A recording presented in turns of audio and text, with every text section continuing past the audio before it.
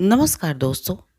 आज हम सब एक मानसिक संघर्ष या यूँ कह लीजिए मानसिक दबाव से गुजर रहे हैं, जो बहुत हद तक इस कारण से होता है क्योंकि जाने अनजाने हम अपनी शक्ति दूसरों को देते चले जाते हैं। आइए इस दबाव को कैसे कम करें या धीरे-धीरे स्वयं में सुधार कैसे करें, इस पर कुछ बातें करें। जब भी आप अपने लिए स्वस्थ भावनात्मक सीमाएँ तय नहीं करते, तो आप दूसरों को अपने ऊपर शक्ति दे रहे हैं। जिस काम को आप नहीं करना चाहते, जब भी आप उसे नहीं कहने से कतराते हैं, तो आप हर बार अपनी शक्ति गँवा रहे हैं।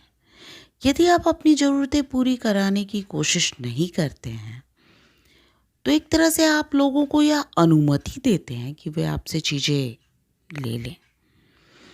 भावनात्मक सीमाओं का अभाव भी समस्याजनक हो सकता है।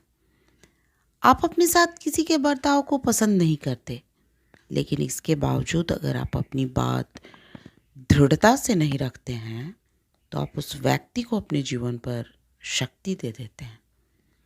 अपनी शक्ति दूसरों को देने से कई समस्याएं खड़ी हो जाती हैं। जब भी आप अपनी शक्ति दूसरों को दे देते हैं, तो आप अपनी भावनाओं को नियंत्रित करने के लिए दूसरे लोगों और बाहरी परिस्थितियों पर पूरी तरीके से निर्भर बन जाते हैं। जीवन रोलर कोस्टर जैसा बन जाता है। यदि आप दूसरों को अपना स्वमूल्य तय करने की शक्ति दे देंगे, तो आप कभी पर्याप्त मूल्यवान महसूस नहीं कर पाएंगे। आप बस उतने ही अच्छे होंगे जितनी कि आपके बारे में दूसरों की राय होगी। आप सच्ची समस्या का सामना करने से बचेंगे। अपनी शक्ति देना खुद ब खुद असहायता की ओर ले जाना है। आप समस्याओं को सुलझाने की बजाय बहाने ढूंढने में लग जाएंगे। आप परिस्थितियों के शिकार बन जाते हैं। आप गलत चयन को स्वीकार न करके दूसरों को अपने साथ किए व्यवहार के लिए दोषी मानने लगेंगे। आलोचना के प्रति संवेदनशील बन जाएंगे।